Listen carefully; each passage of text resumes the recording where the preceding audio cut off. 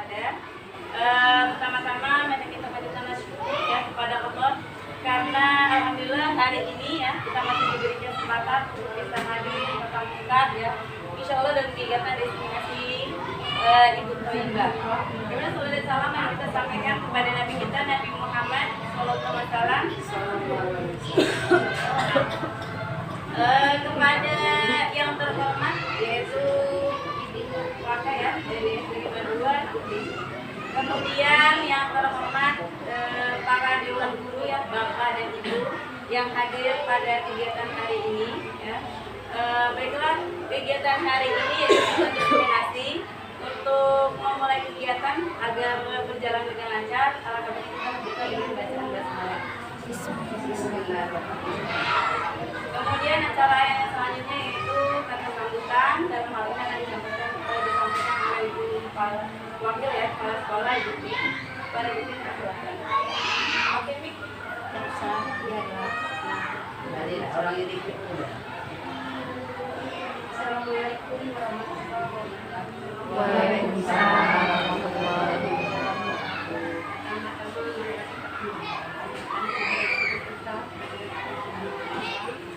Pada hari ini kita dapat berkumpul dalam rangka penyampaian kegiatan hari ini, penyampaian materi guru penggerak. Jadi saya harapkan kepada Bapak dan Ibu sekalian, saya harapkan agar dalam acara ini kita dapat menyelesaikan sampai selesai supaya terlaksana dengan baik. Yang saya sampaikan, mohon kesediaannya. Hanya itu saja yang saya sampaikan. Assalamualaikum warahmatullahi wabarakatuh. Waalaikumsalam warahmatullahi wabarakatuh. Terima kasih untuk kata sambutannya. Kita mungkin mulai kepada materi. Jadi kegiatan hari ini yaitu destinasi penerapan budaya positif. Saya pikir ini aku ternyata enggak, jadi harus gimana. Jadi sebelumnya saya perkenalkan ya. Jadi kegiatan hari ini adalah penyampaian penerapan budaya positif ya, terutama nanti di SD 52. Saya itu nama Ibu Thoyibah, CGP untuk angkatan 9. Kemudian penanggung jawab untuk kegiatan hari ini yaitu ada Ibu Jalmaini selaku kepala sekolah SD 52. Ini adalah Bapak fasilitator. Jadi setiap kegiatan guru penggerak itu selalu ada pembimbingnya. Pembimbing online-nya namanya fasilitator yaitu Pak Tuman. Kemudian pembimbing yang setiap minggu sebulan sekali dia akan membimbing saya itu namanya Pak Isratul Hadi yang kebetulan minggu lalu ya dari sini. Agenda hari ini ada 3. Pertama pembukaan, yang kedua pemahaman inti, yang ketiga nanti ada kegiatan refleksi.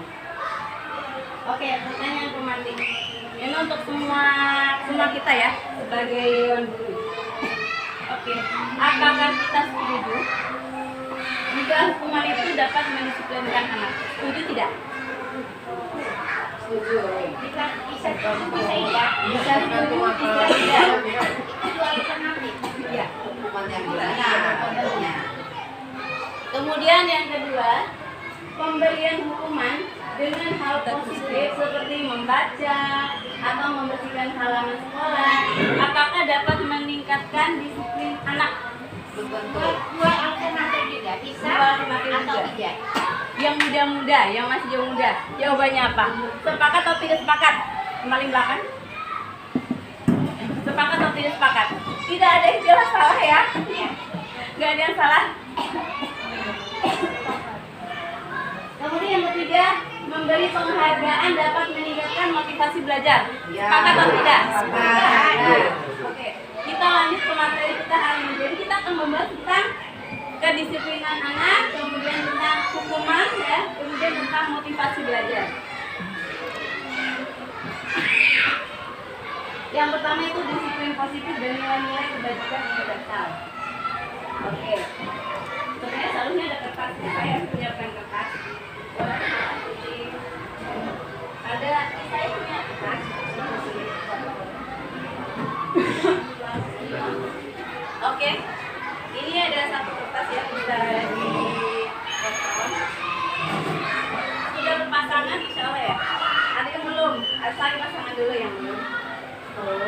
Iya, berpasangan.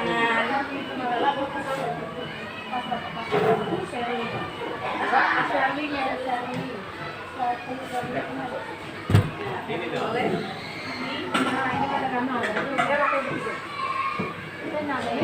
Nggak usah pakai pena, nggak apa-apa.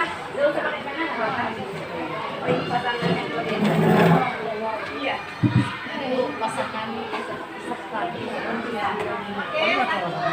Jadi satu teman ya, yang satu teman, oh maaf ya Bu ya. Jadi satu teman megang kertas kayak gini. Yang satu megang kertasnya, pegang erat-erat.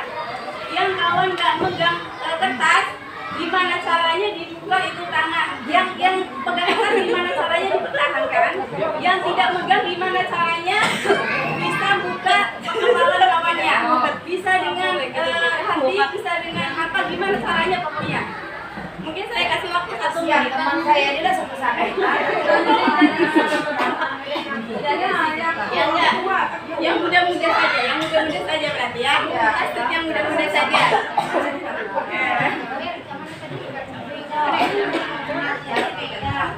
3, 2, 1. Pasangan serari. Mana itu?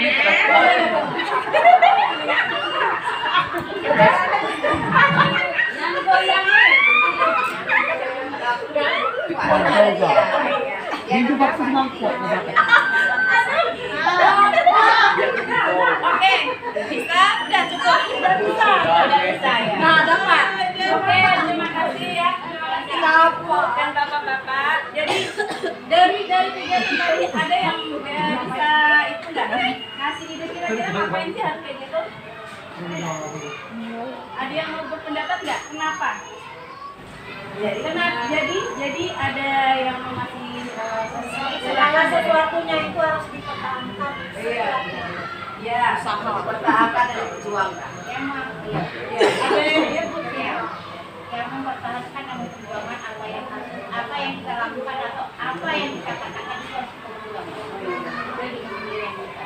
Jadi walaupun orang Melayu ya, walaupun orang bisa kaya mau merebut desa kita harus dipertahankan. Jadi intinya dulu ya materi selanjutnya namanya disiplin positif dari kontrol. Ternyata yang bisa kontrol adalah diri kita. Ya. Apakah kita mau tetap mempertahankan walaupun orang Melayu atau enggak? Gak apa-apa lah dibuka aja gitu kan. Kalau orang yang kita percaya kita kan mau buka kan? Kertas ini apa yang kita punya kita mau berbagi karena kita percaya. Ya. Tapi kalau misalkan kita nggak percaya, gimana caranya orang mau ngasih mau apa merayu kita ya, menghargai gitu kan, mengintimidasi bakal kita pertahankan. Itu punya kita. Jadi intinya disiplin itu yang kontrol adalah diri kita, bukan orang lain ya. Itu yang pertama. Oke, kata disiplin ya. Sering kita tahu nih yang namanya disiplin dikaitkan dengan pasti ada tata tertib kan, pasti ada aturan kan. Kemudian pasti peraturan atau patuhan pada peraturan. Kata disiplin ini juga sering dihubungkan dengan hukuman. Justru itu adalah salah satu alternatif terakhir. Ya, sebenarnya materi ini materi yang umum yang biasa kita lakukan di sekolah ya. Saya juga mungkin pernah sudah berapa tahun ya kita mengajar pernah melakukan yang seperti ini gitu ya. Hukuman mungkin ya. Ternyata hukuman adalah alternatif terakhir kalau tidak ada alternatif yang lain. Kemudian disiplin itu dimaknai menjadi sesuatu yang dilakukan seseorang pada orang lain untuk mendapatkan kepatuhan. Jadi biar orang patuh harus ada disiplin ya kan. Kalau di sekolah ini nggak disiplin, apakah orang bisa patuh? Kan enggak kan. Jadi perlunya ada kepatuhan. Oke, di sini ada nilai kebajikan. Sangat kecil ya. Kelihatan nggak paling belakang? Enggak, saya jelaskan aja ya kalau nggak kelihatan berarti. Jadi nilai kebajikan adalah intinya adalah perilaku perbuatan yang memiliki suatu tujuan ya. Biasanya nilai kebajikan ini yang umumnya yang dipakai karena kita pendidikannya sekarang tuh lebih kepada profil pelajar Pancasila. Dikit-dikit profil pelajar Pancasila. Ataukah kurikulum merdeka ya? Jadi memang lebih pada profil nilai-nilai yang ada sebagai pada anak. Kalau dari profil pelajar Pancasila ada 5 sebenarnya. Ada mandiri, ada bernalar kritis, berwawasan global, bergotong royong, dan kreatif. Ya, ada 5 poin. Harapannya anak memiliki nilai tersebut. Ya, beriman itu poin pertama, profil pelajar yang pertama. Ini yang lebih itu,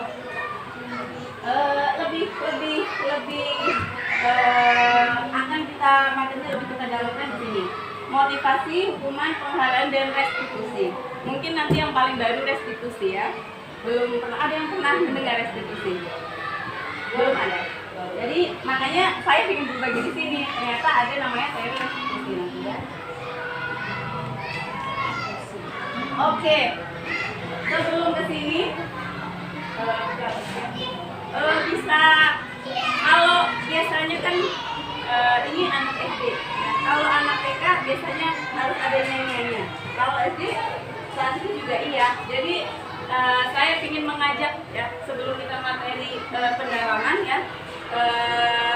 Kalau tepuk semangat, biasanya semangat Umi gini kan, tepuk semangat, semangat.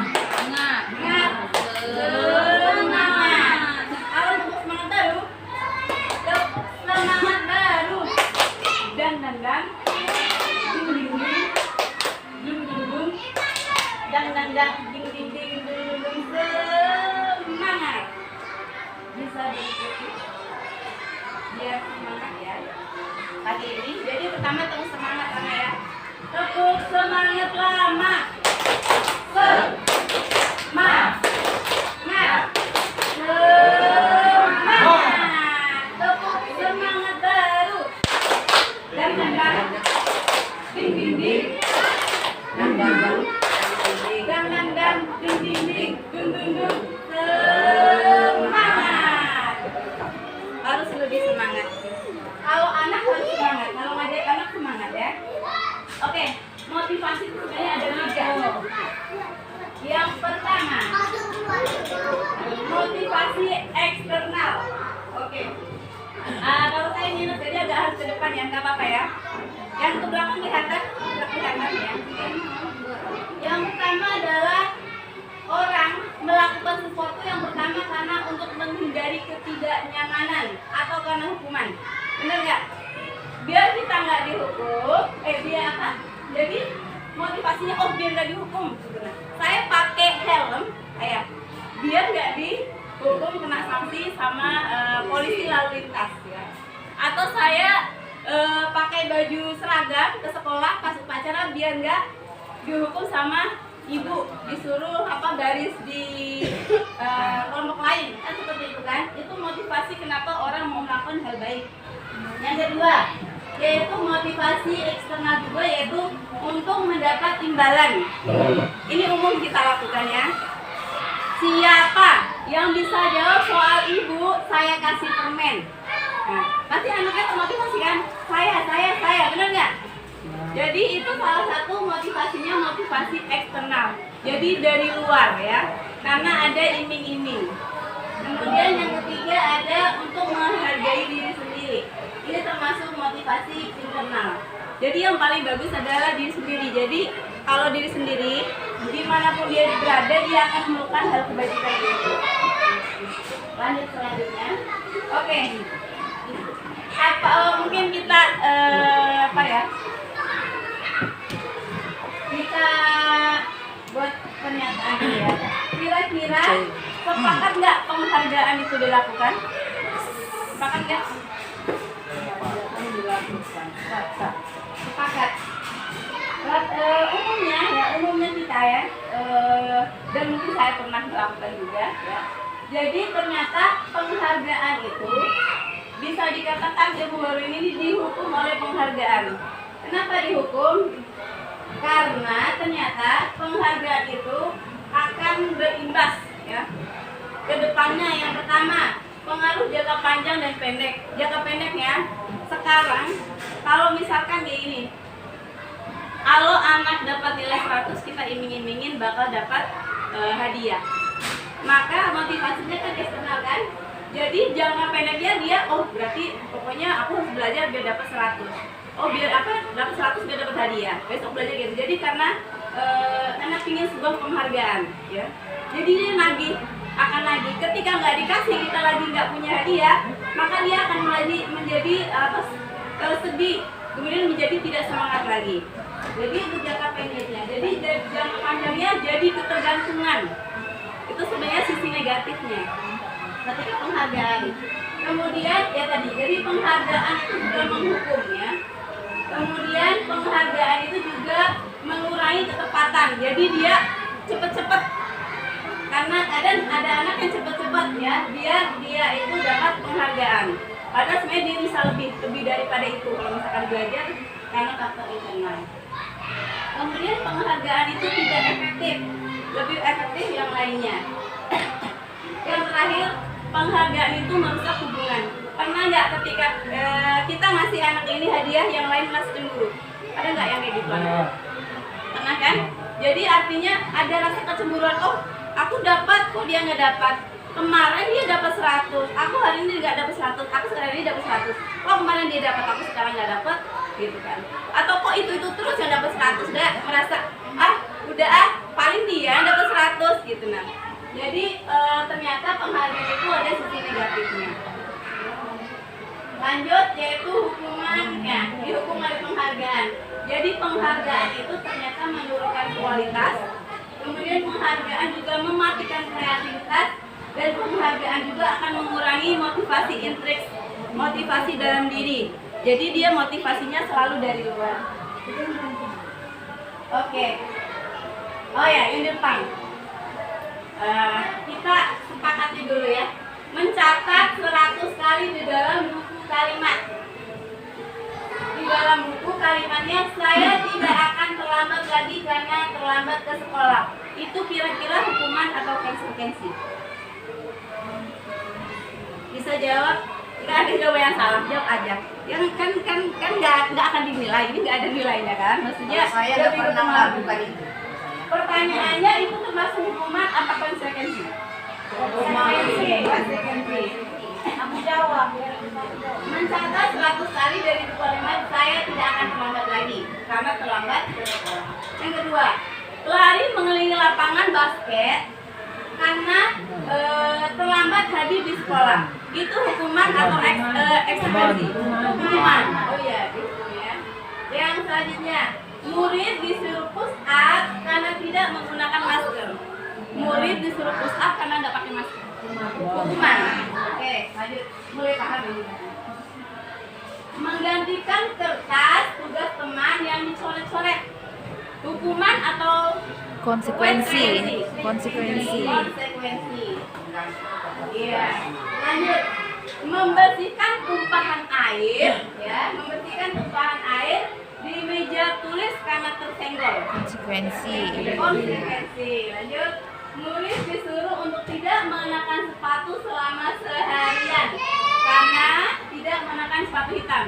Hukuman atau konsekuensi? Hukuman. Lari mengelilingi lapangan basket, ya, karena terlambat 10 menit pelajaran penjas. Hukuman apa konsekuensi? Hukuman. Oke, kita cek, ya. Oke. Ternyata ini jawabannya. Yang pertama hukuman. Konsekuensi, hukuman, konsekuensi. Ini jawabannya nggak ada yang salah, yang ada benar, ya. Tapi kita lebih membuka pemahaman kita. Oh, ternyata hukuman itu nggak nyambung kadang. Kalau misalkan kita kalau telat, kalau ini yang mencatat 100 kali, apakah ada hubungan mencatat dengan menulis? Ada hubungan sama menulis. Walaupun itu mencatat. Sama-sama menggunakan kertas, sama-sama menggunakan pulpen. Mencatat 100 kali dalam buku kalimat karena terlambat ke sekolah. Hukuman. Ya, itu namanya hukuman. Benar, itu namanya hukuman. Iya, tapi kan itu sama mencatat dengan menuliskan sama-sama. Oh ya, sama. Kalau mencatat itu sama. Kemudian yang kedua, lari mengelilingi lapangan basket 2 kali karena terlambat hadir. Apakah karena telat, ya, karena dia terlambat hadir disuruh lari? Apakah itu termasuk hukuman, ya? Karena memang kenapa, ya? Karena maksudnya nggak ada hubungannya antara lari sama telat, gitu Nah, kelas sepertinya harus konsekuensi yang lain harusnya. Mungkin itu yang perlu dipikirkan sama-sama kan. Mungkin saya lebih ke konsekuensi kayak gini misalkan. Kita mencoret-coret buku kawan. Jadi konsekuensinya dibersihkan. Oke. Ini perbedaannya ternyata. Kalau hukuman itu sesuatunya menyakitkan. Dan sesuatu, kalau konsekuensi harus terjadi. Harus terjadi kan. Kemudian kalau hukuman membuat anak menjadi sakit. Dia bisa sakit hati sekarang, bisa juga sampai depan. Ada anak seperti ini, pernah nggak dapat mungkin cerita? Pasti seringan karena kalau saya masih baru. Kalau yang ibu kan sudah lama kan. Ada anak misalkan nggak datang ke sekolah, kemudian sepatunya nggak warna-warni, gitu kan? Atau bukan warna-warni apa, nggak warna hitam. Kemudian pas dia datang, kita hukum disuruh hutang. Ada nggak anak yang kadang tuh dia malah kesel, malah melawan ke kita? Ada nggak? Ada ya. Itu karena kenapa? Karena ternyata itu adalah Dia merasa malu dilihat teman-temannya. iya, merasa malu kan? Jadi itu salah satu termasuk hukuman. Tapi kadang anaknya malah jadi dendam. Ibu nih ngapa? Kan aku cuma ini loh, tadi tuh karena ada alasan. Jadi kalau misalkan hukuman seperti itu, jadi anak biasanya akan menjadi membuat anak tuh jadi sakit hati, mau jangka pendek bukan, jangka panjang bisa. Anak saya dulu, kami kan pesantren sebenarnya. Anak kalau misalkan merokok itu botak. Ya, kalau itu karena mungkin pesantren ya, itu zaman dulu, mungkin kalau sekarang nggak lagi ya. Jadi ketika anak dibotak, anaknya marah, ya kan? Kemudian dia malah mau motor punya bapak gurunya tuh dibocorin, kemudian diancam gurunya. Nah itu salah satu bentuk ketika kita menggunakan hukuman. Jadi hukuman itu sebenarnya solusi terakhir. Kalau tidak solusi pertama selalu ada ya itulah. Kayak kasus yang kemarin guru penjas, salat duhur ya. Saya kurang tahu itu dihukum atau gimana ya, mungkin karena dihukum. Jadi orang tuanya merasa nggak terima ya anaknya dihukum, jadinya makanya merasa menuntut anak saya kok dihukum begitu gitu kan. Walaupun sebenarnya mungkin ada solusi lain saya. Oh iya, ini yang materi baru namanya restitusi. Restitusi adalah proses menciptakan kondisi bagi murid untuk memperbaiki kesalahan mereka, sehingga mereka bisa kembali kepada kelompok mereka dengan karakter yang lebih kuat. Jadi restitusi juga merupakan proses kolaboratif antara murid ya dengan mencari solusinya. Jadi dia disuruh berpikir, oh itu salah loh, terus harus memperbaiki. Nanti ada pembahasannya di belakangnya.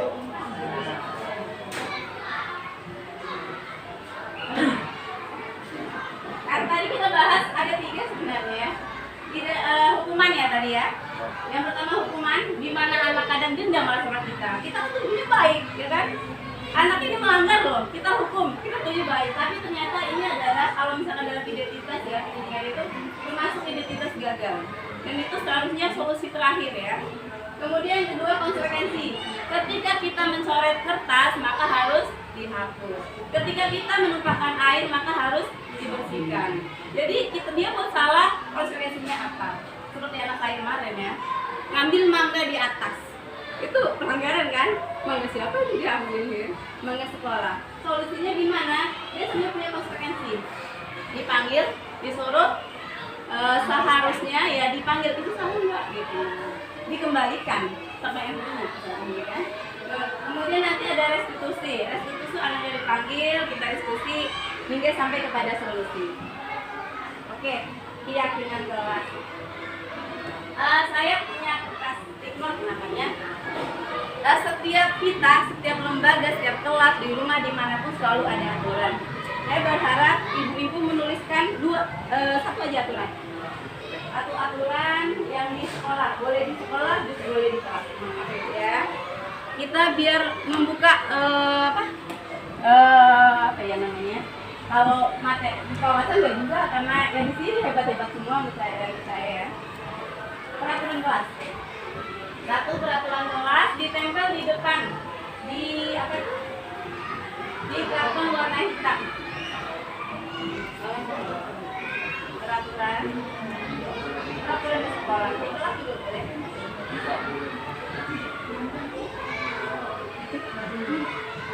Kalau sudah ditempel di depan, nggak ada pena.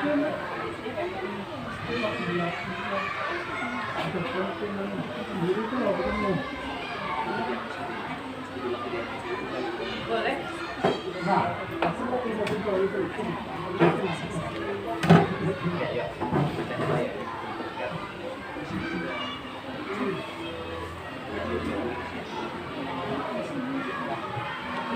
Silakan cari pasangan.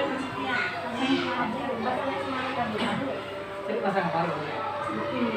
Benar sekali itu.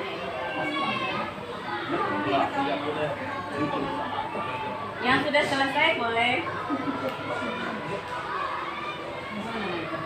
Jadi itu boleh. Tempelannya di sini.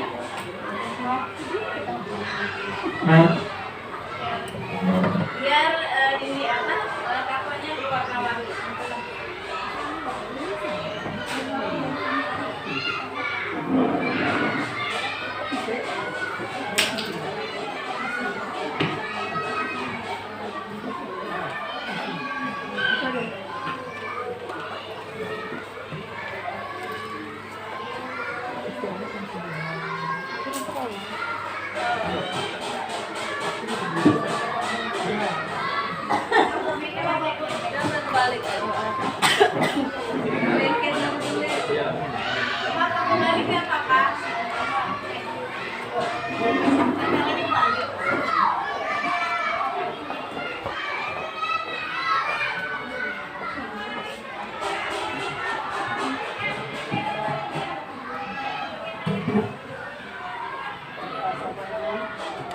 Ayo lanjut.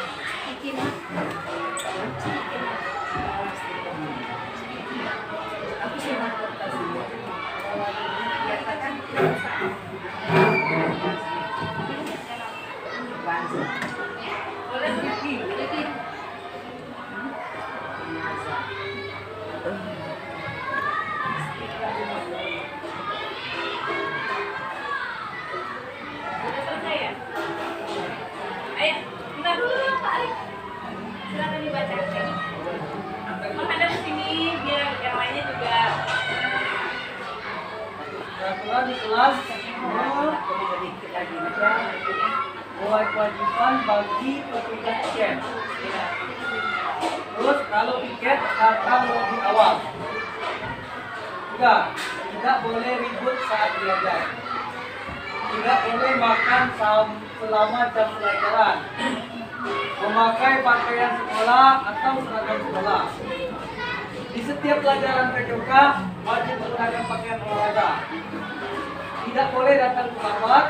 Tidak boleh ribut saat belajar. Setiap hari anak-anak yang tiket pulangnya belakangan karena harus membersihkan kelas terlebih dahulu. Tidak boleh mencontek saat ulangan. Jadi di depan ini termasuk peraturan ya. Nanti sebenarnya ada dua nih, ada yang peraturan kelas dan ada yang peraturan sekolah. Jadi ada dua.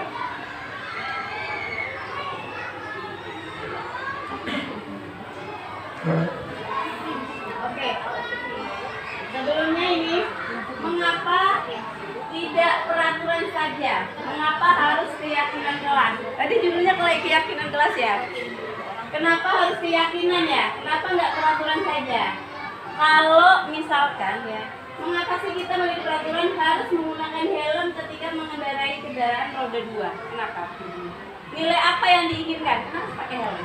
Supaya selamat. Supaya selamat. Jadi itu keselamatan diri ya. Kemudian yang kedua, mengapa kita memiliki peraturan 3M? Memakai masker lah, mencuci tangan, jaga jarak 1,5 meter. Kenapa? Supaya tidak tertular virus. Menghindari bakteri. Jadi nilainya nilai apa?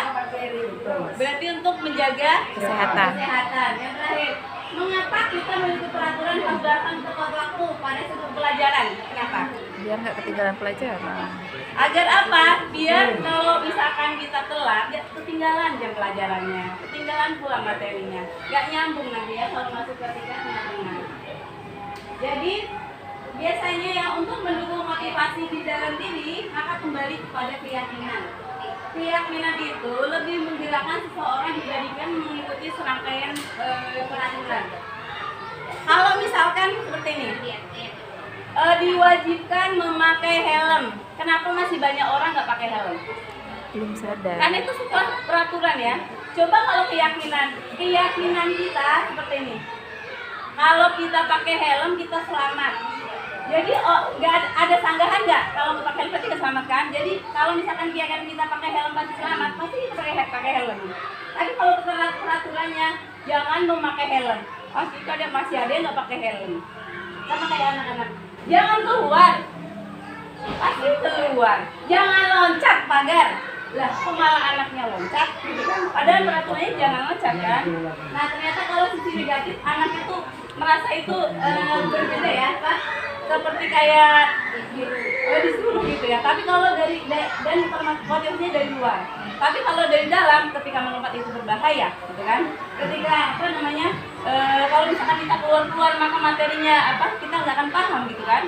Maka kalau misalkan dari dalam masuk listrik ya, kalau misalkan dia keyakinan maka akan lebih ke hati, lebih mengena. Tapi kalau misalkan itu peraturan itu agak sulit gitu.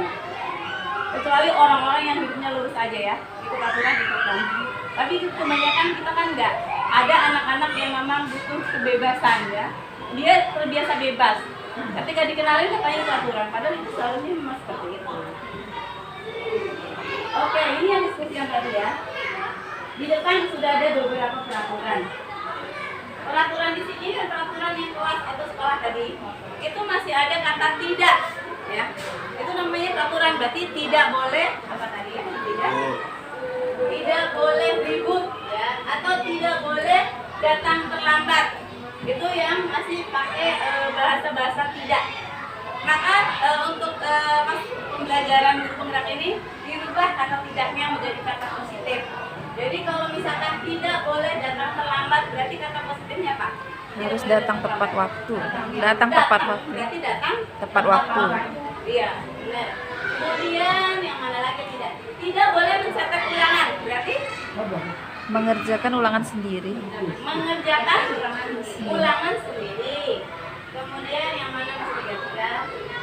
Tidak boleh ribut saat belajar. Udah ya? Tidak boleh makan saat jam pelajaran. Aturan apa ya? Jangan. Selain kata jangan, apa ya? Oh iya boleh makan setelah istirahat. Itu bahasa positifnya. Artinya sih nggak boleh. Karena kalau misalkan kata tidak tuh anak lebih kayak gitu. Tidak. Kalau tidak juga. Jadi kita gunakan kata positif. Yang sebenarnya itu sama sih, mendisiplinkan anak. Dari kata positif tadi, kalau sudah positif itu namanya jadi keyakinan kita. Keyakinan yang kita sepakati seharusnya dibuat ya. Kalau di kelas, saya implementasikan di kelas, saya buat kayak gini, anak-anak maunya apa peraturan di kelas. Yang tidak saya buang, dirubah menjadi kata positif. Setelah dapat kata-kata positif yang mereka inginkan, misalkan anak kita maunya kalau kelas ini maunya gimana ruangannya? Bersih bu, gitu kan. Anak kalau disuruh masa-masa gini mah antusias. Kalau disuruh belajar tak kadang gitu kan. Kalau guru yang agak explore tuh memang semangat. Mereka tuh sebenarnya tahu yang harusnya tuh kelas harus kayak apa. Kalau misalkan guru ngomong tuh kita harus kayak apa. Kalau dengan kawan itu harusnya gimana? Mereka tahu, tapi mungkin masih sulit karena sudah menjadi karakter. Karena pernah dapat istilah apa ya? Anak itu seperti kertas kosong, sepakat nggak? Ada yang sepakat? Tidak. Kalau kertas ya sebenarnya mungkin pernah kita dapat teori itu. Teori barunya anak itu bukan kertas kosong. Anak itu adalah kertas yang sudah ada garis-garis halusnya. Dan tugas kita yang memperjelas, yang bagus kita jelaskan. Oh, yang sudah punya nilai kebajikan kita dukung deh, ya. Kemudian yang nilai masih salah, gitu kan? Mungkin bagi anak, kenapa anak masih ngomong mencarut? Mungkin bagi mereka tuh biasa, itu bukan kesalahan kok. Biasa kayak kita ngomong kayak gini. Tapi dia bahasanya mencarut, dia nggak tahu kalau itu tuh sebenarnya salah. Makanya kita hapus, yang ngomong mencarut itu kita hapus. Menjadi tapak bahasa yang lain. Itu tugas kita dulu. Dan itu nggak mudah ya, karena kan itu karena sudah ada garisannya, jadi nggak mudah. Apakah kalau misalkan ada kertas kosong kita nuliskan pasti bersih kan, jelas. Tapi kalau udah ada garisan kan kita susah harus membersihkannya. Kalau artinya pasti ada bekas-bekas dikit kalau namanya kita menghapuskan, jadi memang sulit ya. Oke. Nilai kebajikan yang tadi, yang nilai positif dirubah menjadi keyakinan. Terus kita ingatin anak-anak keyakinan kita kelas tadi apa. Kalau bersama teman gimana seharusnya? Saling menyayangi misalkan. Mereka sebenarnya tahu tapi kadang diimplementasikannya mereka belum menjadi karakter. Karena tadi dia sudah memiliki garis halus karakter mereka. Dan tugas kita mau coba ini. Oh iya, ini ya. Selalu kembalikan buku di tempatnya. Itu salah satu peraturan yang dicontohkan. Dilarang mengganggu orang lain. Kemudian hadir di sekolah 15 menit, ya, sama kayak tadi sebenarnya. Dilarang melakukan kekerasan. Dilarang menggunakan narkoba. Bergantian atau menunggu giliran. Gunakan masker, jangan berlari di kelas. Itu bentuk peraturan ini. Peraturan ini bisa dirubah menjadi keyakinan. Dengan awalnya dirubah menjadi hal positif, kemudian dilihat nilainya apa. Ya. Jadi anak harus paham nilainya apa. Jadi dia lebih termotivasi dari dalam diri. Oke. Kenapa sih anak itu kayak gini kayak gitu? Ternyata karena dia punya kebutuhan dasar. Anak itu sebenarnya ingin disayangi. Kenapa anaknya tuh bandel, bikin masalah? Ternyata pingin disayangi, pingin ditegur kita, pingin dipanggil. Ini ya, kasih sayang dan rasa terima. Kemudian karena penguasaan, pada dasarnya ya. Kemudian ada kesenangan. Jadi dia itu butuh kesenangan. Anak keluar dari kelas alasannya kenapa? Karena di dalam tuh bosan. Saya butuh kesenangan, makanya keluar gitu. Iya itu berlebihan, ya. Dan kalau anak itu luar biasa itu dia termasuk karena kita perlu menggali kenapa anak itu dari 4 dasar ini. Yang terakhir kebebasan, dia butuh bebas. Kemudian lanjut ya. Posisi kontrol. Oke, ternyata ada 5 kontrol. Ada kita sebagai guru itu ada 5 posisi loh. Yang pertama sebagai menghukum ya. Guru sebagai yang menghukum. Kemudian membuat merasa bersalah. Kemudian guru membuat merasa bersalah. Nanti ada penjelasannya. Kemudian guru itu sebagai teman. Kemudian guru itu sebagai pemantau. Dan yang terakhir guru sebagai manajer. Nah, kita bahas satu-satu. Penghukum ya. Seorang penghukum bisa menggunakan hukuman fisik maupun verbal. Guru yang menerapkan posisi menghukum akan berkata, patuhi aturan saya atau awas. Itu salah satu guru yang tipe penghukum ya. Kemudian kamu ini selalu aja salah. Kalau dulu di zaman kampus, pasal pertama guru itu benar. Pasal kedua, kalau guru salah kembali ke pasal pertama, yaitu bahwa guru tidak pernah salah, guru selalu benar. Orang kadang kita berpikir seperti itu. Mungkin saya juga pernah ya menjadi salah satu. Karena kan hari kan berubah-ubah, anak berubah-ubah, dan kita juga ya suasana. Kemudian membuat merasa bersalah.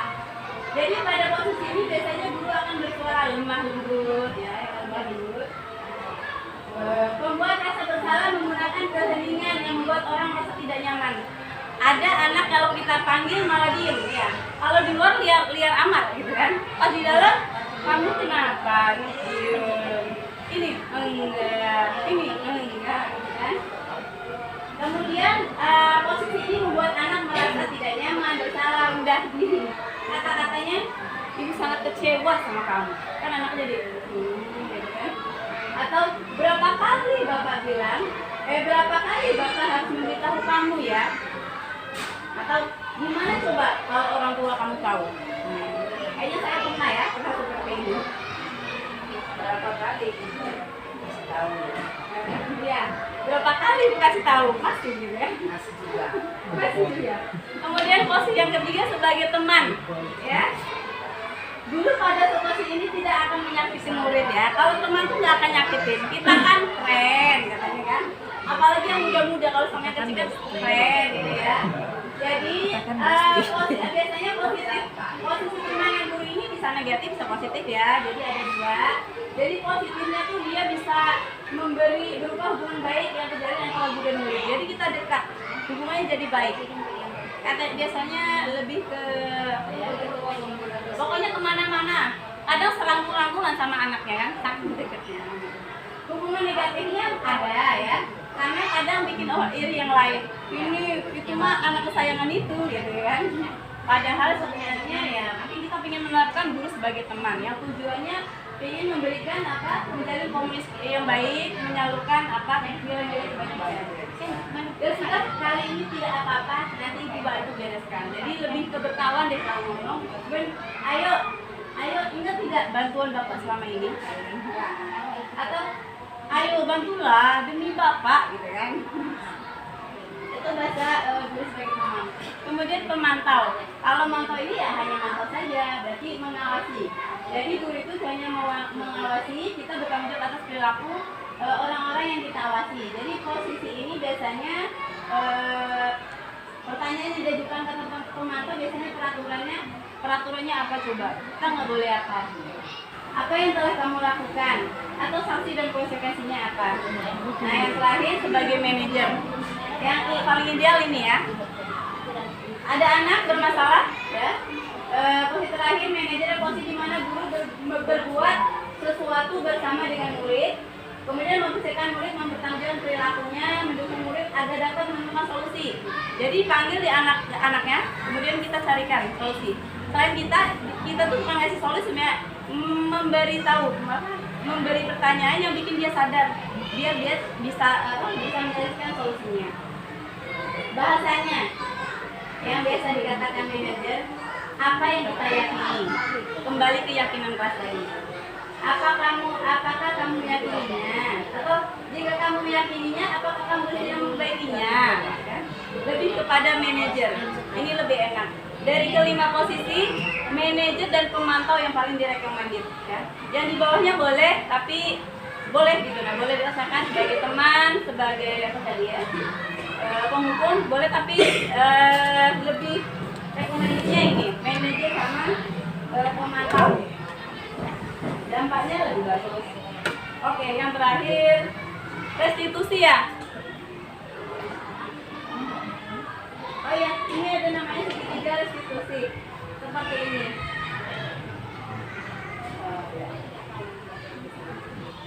Ini ada 3 kegiatan segitiga restitusi. Tadi ada masalah, ya kan? Kemudian kita udah bahas masalah hukuman, kemudian posisi kita sudah di mana, maka cara menyelesaikan masalah. Selama ini kita menyelesaikan masalah kalau hukuman. Kalau hukuman, anaknya telat dihukum langsung misalkan disuruh lari, itu namanya hukuman kan?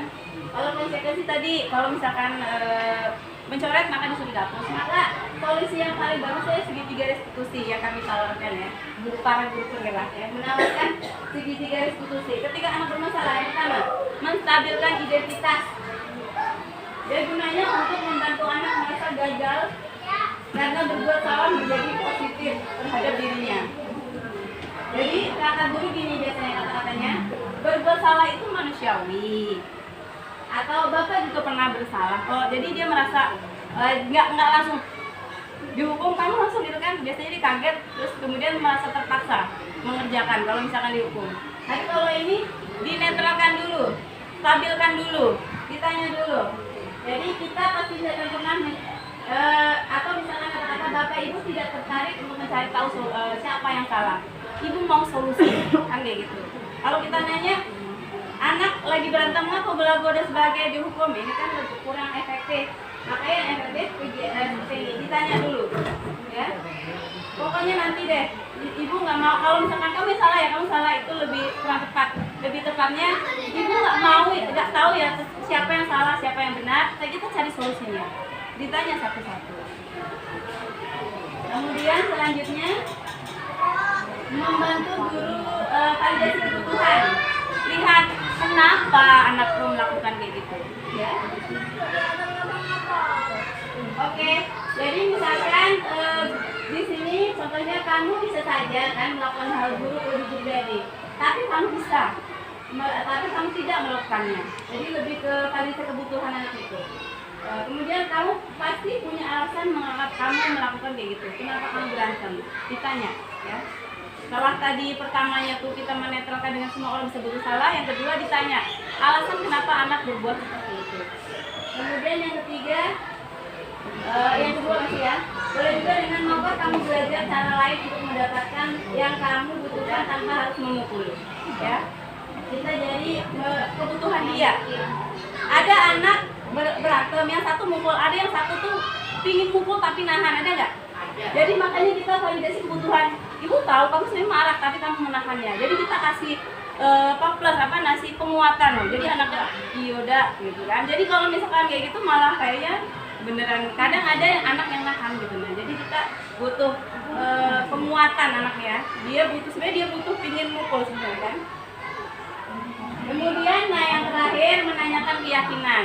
Yang tadi kalau misalkan kita di kelas kita sudah ada keyakinan kelas, enak kan sudah jelas keyakinan kelas kita. Nah, kalau misalkan selama teman harus apa? Menyayangi. Berarti kalau berantem termasuk menyayangi tidak? Tidak. Kalau ditanya kayak gitu loh, polos-polos aja. Tapi pas lagi ada masalah bela dunia kan? Ya kita kalau terjadi itu lagi restitusi lagi sampai berkurang. Kalau hukuman di hari itu mungkin selesai, mungkin itu karena belum tentu selesai, mungkin selesai atau bisa jadi setelah itu malah jadi masalah, orang tuanya datang atau anaknya malah marah dengan kita, yang kadang sampai menjamur bertahun-tahun dia kesal. Pernah nggak mungkin dilabeli itu guru paling ganas? Ada nggak label seperti itu? Selama dulu kita sekolah ada, ya kan? Guru itu paling ganas deh, pokoknya jangan macam-macam deh. Ternyata itu label dari anak kita kan. Jadi harapannya jangan sampai ke situ karena kita dulu hukuman ya. Saya juga pernah bertemu juga sama yang guru ganas atau ganas juga. Kita sama kan melewati perjuangan itu. Kemudian kalau misalkan restitusi ini dia lama, prosesnya lama, tapi insya Allah itu berbekas menjadi sebuah keyakinan. Oke, sekarang refleksi. Satu lagi ya. Untuk refleksi kegiatan hari ini saya butuh refleksi. Ada 2 soal. Perasaan ibu-ibu dan bapak-bapak hari ini yang sudah yang masuk kira-kira ada materi pemahaman baru atau seperti apa, rasanya apa, kemudian mau melakukan apa. Tidak ada istilah salah ya, tidak ada istilah salah, jadi harus bereksplorasi karena guru-guru ini kan guru-guru itu selalu pintar, luar biasa, kreatif.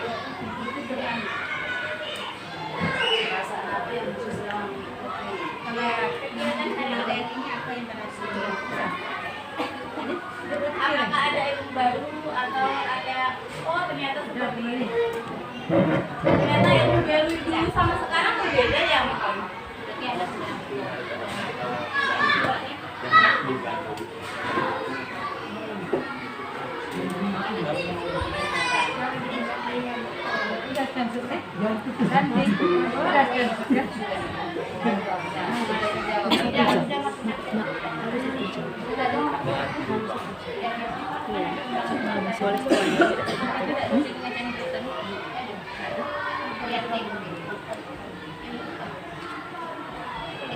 Boleh ditempel ke depan lagi.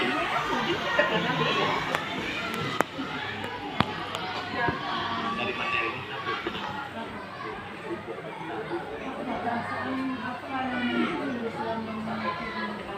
Apa nggak muncul-muncul? Nggak masalah kalau nggak muncul-muncul juga.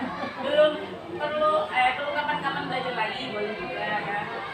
apa ini materi gitu kan. Boleh juga namanya refleksi yang kita rasakan ya, nggak harus yang kayak kayak oh harus keren jawabannya enggak, tapi yang dirasakan itu.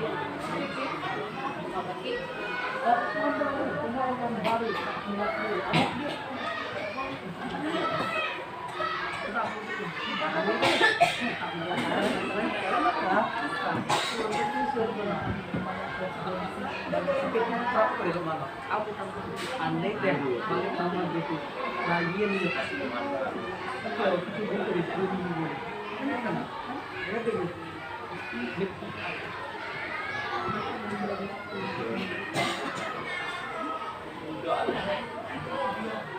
Boleh ditempel di depan yang sudah.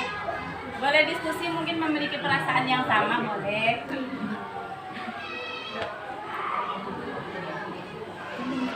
Ambil HP-nya kok, nggak usah pakai ini. Nggak usah pakai ini, dipegang aja. Biar aku bisa ke depan, nggak usah bawa ini nanti. Oh, kebetulan. Nanti kamu capek. Oh, sebentar.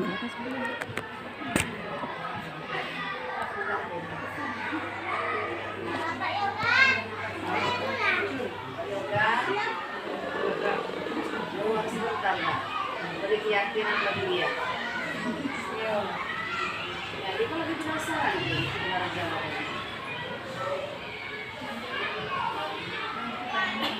sudah.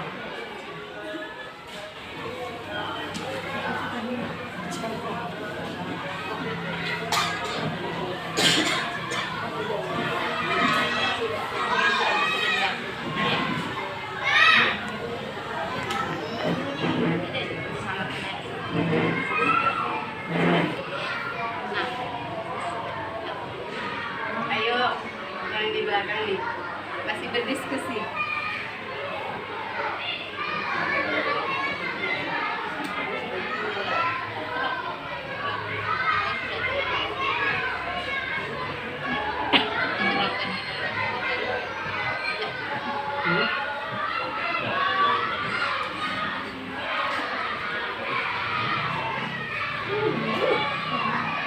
Kenapa gajah?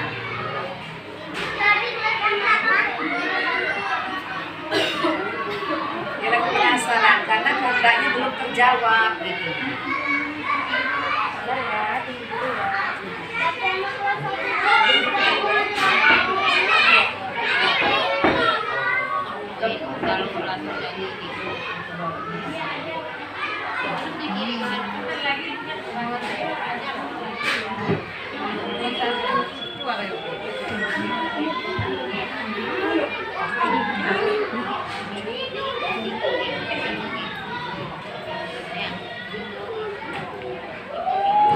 Bang, itu nih jadi lomba pidato, sudah dia cuma lihat.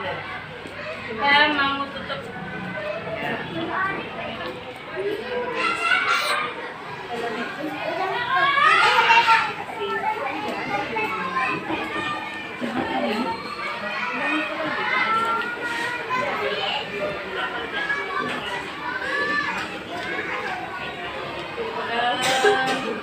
Ya, demikianlah mungkin kegiatan refleksi hari ini ya. Saya mungkin membacakan satu refleksinya aja. Ke satu refleksinya, karena ini kawan yang nulis, mungkin bisa dibacakan saja. Satu refleksinya. Dapat pemahaman baru saat menghadapi murid yang sedang melakukan kesalahan dengan cara mengganti teknik. Mungkin kira-kira kegiatan hari ini di sini sebelum penutupan, mungkin kita tepuk semangat dulu karena kita akan lanjut ke kegiatan selanjutnya ya. Masih ingat tepuk semangat yang tadi? Ya, tepuk semangat.